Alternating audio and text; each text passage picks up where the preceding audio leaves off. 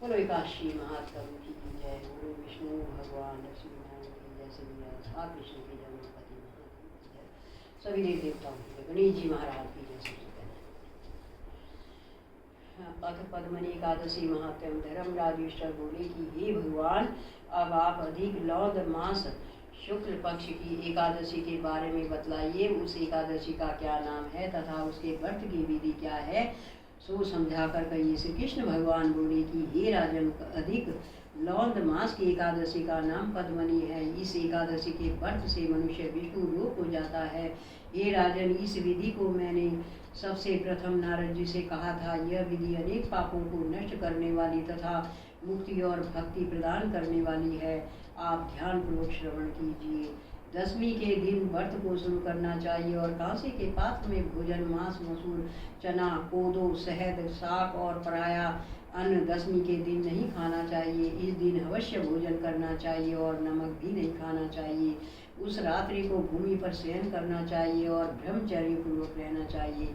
एकादशी के दिन प्रातः उठकर नित्य क्रिया से निर्मित होकर दातुन करनी चाहिए और 12 कुल्ली करके पुण्य क्षेत्र में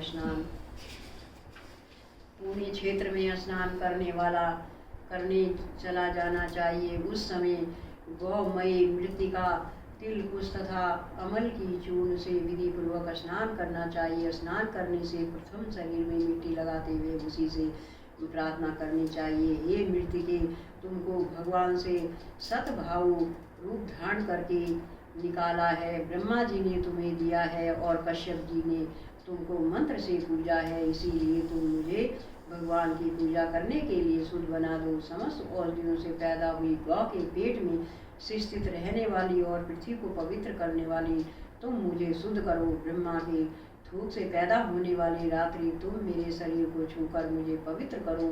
हे शंख चक्र गदाधारी देवों के देव जगन्नाथ, आप मुझे स्नान के लिए आज्ञा दीजिए। इसके उपरांत वरुण मंत्र को जप कर स्नान करना चाहिए। पवित्र तीर्थों के अभाव में उनका स्मरण करते हुए किसी तालाब में स्नान करना चाहिए। स्नान के पश्चात स्वच्छ वस्त्रों को धारण करके तथा संध्या तर्पण करके मंदिर में जाकर भगवान की पूजा करनी चाहिए। स्वर्ण की राधा सहित भगवान की प्रतिमा या पार्वती सहित महादेव जी की प्रतिमा बनाकर पूजन करो। धान्य के ऊपर मिट्टी या तांबे का घड़ा रखना चाहिए। उस घड़े को वस्त्र तथा गंध आदि से सुशोभित करके उसके मुंह पर तांबे, रुपया, सोने का पात्र रखना चाहिए। उस पात्र पर भगवान की प्रतिमा को रखकर धूप, दीप, नैवेद्य, पुष्प, चंदन आदि से उनकी पूजा करनी चाहिए। उसके उपरांत भगवान के सम्मुख नृत्य गान आदि करें। उस दिन पतित तथा रजस्वला स्त्री का स्पर्श नहीं करना चाहिए। उस दिन असत्य भाषण तथा गुरु और ब्राह्मण की निंदा नहीं करनी चाहिए। उस दिन भक्त जनों के साथ भगवान के सामने पुराण की कथा सुननी चाहिए। अधिक लौंद मास की शुक्ल पक्ष की पद्मनी एकादशी का व्रत निर्जला करना चाहिए। यदि मनुष्य शक्तिवान हो तो उसे जल पान या क्षुधाहार से व्रत करना चाहिए। रात्रि में जागरण करके नाच और गान करके भगवान का ध्यान करते रहना चाहिए। प्रति पहर मनुष्य को त्याग कर अपने पति के साथ गंधमादन पर्वत पर चली गई। मनुष्य को भगवान या महादेव जी की पूजा करनी चाहिए। भगवान को पहले पहर में नारियल, दूसरे में बिल्व फल, तीसरे में सीताफल और चौथे में सुपारी नारंगी अर्पण करनी चाहिए। इससे पहले पहर में अग्नि होम का, दूसरे में वाजपेयी यज्ञ का, तीसरे में अश्वमेध का और चौथे में राजसूय यज्ञ का फल मिलता है। इस फल से अधिक संसार में न यज्ञ है, न विद्या है, न तप है, न दान आदि। एकादशी का व्रत करने वाले मनुष्य को समस्त तीर्थ और यज्ञों का फल मिल जाता है। इस तरह से सूर्योदय तक जागरण करना चाहिए और स्नान करके ब्राह्मण को भोजन कराना चाहिए। सब पदार्थ भगवान की प्रतिमा सहित ब्राह्मण को देना चाहिए। इस प्रकार जो मनुष्य विधि पूर्वक भगवान की पूजा तथा व्रत करते हैं उनका जन्म सफल हो जाता है और इस लोक में अनेक सुखों को भोगकर अंत में विष्णु लोक हो जाते हैं। हे राजन, मैंने आपकी एकादशी के व्रत का पूरा विधान बतला दिया। अब जो पद्मनी एकादशी का भक्ति पूर्वक व्रत करते हैं उनकी कथा कहता हूँ। ध्यान पूर्वक सुनिए, ज्ञान पूर्वक श्रवण कीजिए। यह सुंदर कथा पुलस्त्य जी ने नारद जी से कही थी। एक समय कार्तवीर्य ने रावण को कारागार में बंद कर रखा था। उसको पुलस्त्य जी ने कीर्तवीर्य की विनय करके छुड़ाया। इस घटना को सुनकर नारद जी ने पुलस्त्य जी से पूछा कि हे महाराज, उस महावीर रावण जिसने समस्त देवताओं से देवराज इंद्र को जीत लिया था, उसको कार्तवीर्य ने किस प्रकार जीता, सो आप मुझे समझाइए। इस पर पुलस्त्य जी बोले कि हे नारद जी, आप पहले कार्तवीर्य की उत्पत्ति सुनो। त्रेता युग में महस्मति नाम की नगरी में उपकार्तवीर्य नाम का राजा राज्य करता था। उस राजा के 100 स्त्रियां थी। उनमें से किसी के भी राज्य का भार लेने वाला योग्य पुत्र नहीं था। उस राजा ने पुत्र की प्राप्ति के लिए यज्ञ किए, परंतु सब असफल रहे। अंत में वह तप के द्वारा ही सिद्धियों को प्राप्त जानकर तपस्या करने के लिए वन को चला गया। उसकी स्त्री हरिश्चंद्र की पुत्री प्रमदा वस्त्राभूषणों को त्याग कर अपने पति के साथ गंधमादन पर्वत पर चली गई। उस स्थान पर इन लोगों ने 10 सहस्त्र वर्ष तक तपस्या की, परंतु सिद्धि प्राप्त न हो सकी। राजा के शरीर में केवल हड्डियां रह गई।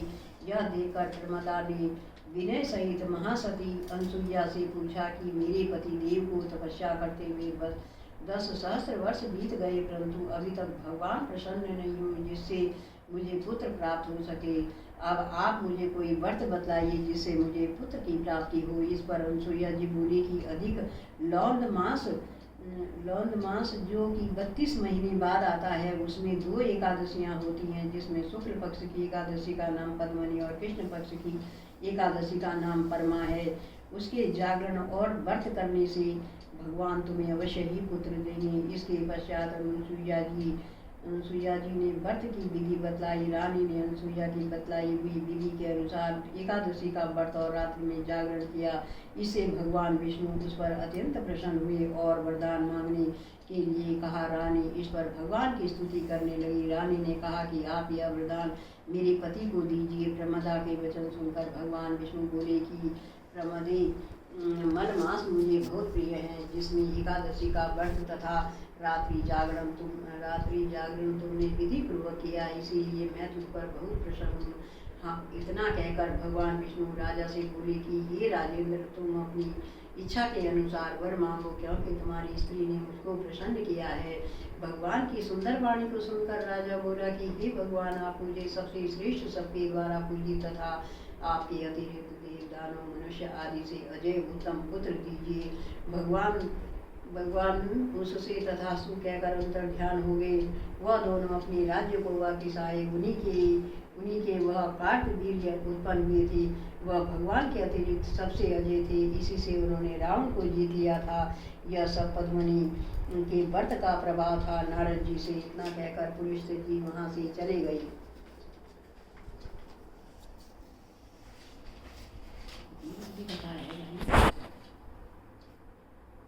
चले गए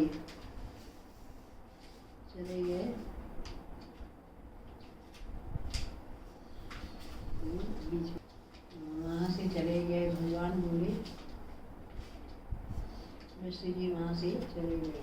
भगवान बोले कि हे महाराज, यह मैंने अधिक लौंग मास के शुक्ल पक्ष की एकादशी का व्रत कहा है। जो मनुष्य व्रत को करता है वो विष्णु लोक को जाता है।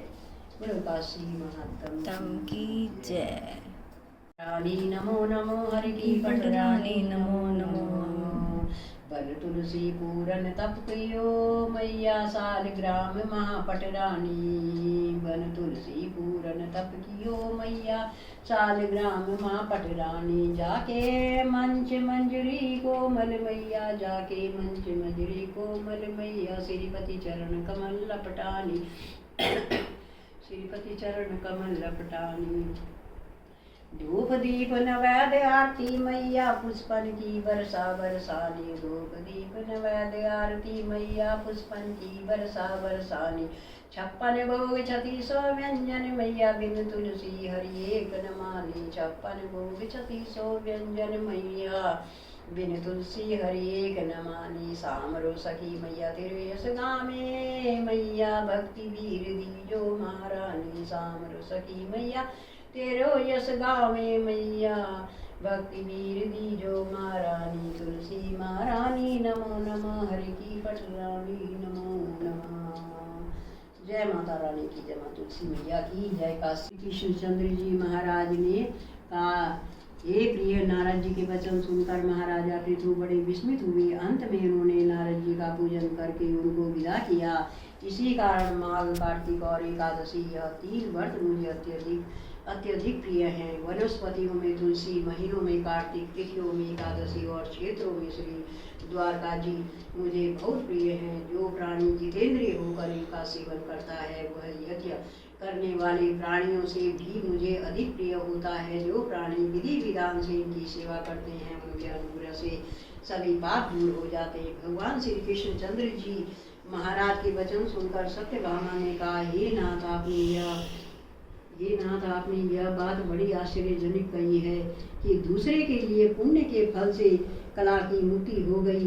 यह प्रभावशाली कार्तिक मास आपको अत्यधिक प्रिय है, जिसे पति द्रोह का पाप केवल स्नान के पुण्य से ही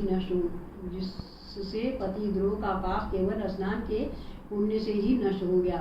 दूसरे प्राणी द्वारा किया हुआ पुण्य उनके देने से कैसे मिल सकता है, यह आप मुझे बतलाइए। इस पर भगवान श्री कृष्ण चंद्र जी महाराज ने कहा, बिना दिया हुआ पुण्य और पाप जिस कर्म द्वारा मिलता है सो सुनो। सतयुग में देश, ग्राम तथा कुलों का दिया पुण्य या पाप मिलता था, किंतु कलयुग में केवल कर्ता को ही पाप और पुण्य का फल भोगना पड़ता है। संसर्ग न करने पर भी यह व्यवस्था कही गई, और संसर्ग जैसे पाप व पुण्य दूसरे को कैसे मिलते हैं उसकी व्यवस्था भी सुनो। पढ़ना, यज्ञ कराना और एक साथ भोजन करने से पाप पुण्य का आधा फल मिलता है। एक आसन पर बैठने तथा एक सवारी चढ़ने से, श्वास के आने जाने से पुण्य व पाप का चौथा भाग प्राणी मात्र को मिलता है। स्पर्श करने, भोजन करने और दूसरे की स्तुति करने से पुण्य और पाप का 6वां भाग मिलता है। दर्शन करने, सुनने तथा ध्यान करने से मनुष्य को पुण्य और पाप का 10वां अंश मिलता है। दूसरे की निंदा, चुगली और धिक्कार करने से उसका 6वां भाग मिलता है। पुण्य करने वाले मनुष्यों की जो कोई सेवा करता है वह सेवा का भाग लेता है और अपना पुण्य उसे देता है। स्त्री, नौकर और शिष्य के अतिरिक्त जो मनुष्य दूसरे से सेवा करवाकर उसको पैसे नहीं देता तो वह सेवक उसके पुण्य का भागी होता है। पंक्ति में बैठे हुए भोजन करने वालों की पत्तल जो व्यक्ति लांघता है वह उसको जिसकी की पत्तल उसने लांघी है अपने पुण्य का 6वां भाग देता है। स्नान तथा ध्यान आदि करते हुए मनुष्य से जो व्यक्ति बातचीत करता है या उसे स्पर्श करता है वह अपने पुण्य का 6वां भाग उसे दे डालता है। जो मनुष्य धर्म के कार्य के लिए दूसरों के लिए धन मांगता है वह पुण्य का भागी होता है। ठीक उसी प्रकार जिस प्रकार दान करने वाला पुण्य का भागी होता है, जो मनुष्य धर्म का उपदेश करता है पश्चात से श्रोता से याचना करता है वह अपने पुण्य का छठा भाग उसे देता है। जो मनुष्य दूसरों का धन चुरा कर उसे धर्म कराता है वह चोरी के पाप का फल भोगता है और शीघ्र ही निर्धन हो जाता है। और जितना धन चुराता है वह पुण्य का भागी होता है। बिना ऋण के उतरे जो मनुष्य मर जाते उनको ऋण देने वाले सज्जन पुण्य के भागी होते हैं। शिक्षा देने वाले, सलाह देने वाले, सामग्री को जुटाने वाला तथा प्रेरणा देने वाला, यह सब पाप और पुण्य के 6ठे भाग को प्राप्त करते हैं। राजा प्रजा के पाप पुण्य की 6ठ अंश का भागी होता है। गुरु शिष्यों का, पति पत्नी का, पिता पुत्र का, स्त्री पति के किए हुए पुण्य का 6ठा भाग पाती है। पति को प्रसन्न रखने वाली आज्ञाकारिणी स्त्री पति के किए हुए पुण्य का आधा हिस्सा लेती है। जो पुण्य आत्मा पराये लोगों को दान करता है वह उनके पुण्य का 6ठा भाग प्राप्त करता है। जीविका देने वाले मनुष्य जीविका ग्रहण करने वाले मनुष्य के पुण्य के 6वें भाग को प्राप्त करता है। इस प्रकार दूसरों के किए हुए पुण्य अथवा पाप बिना देने के भी दूसरे को मिल सकते हैं, किंतु यह नियम जो कि मैंने बतलाए हैं कलयुग में लागू नहीं होते। कलयुग में तो एकमात्र कर्ता को ही अपने पाप व पुण्य भोगने पड़ते हैं। इस संबंध में एक बड़ा पुराना इतिहास जो कि पवित्र भी है और बुद्धि का देने वाला भी कहता हूँ, ध्यान पूर्वक सुनो।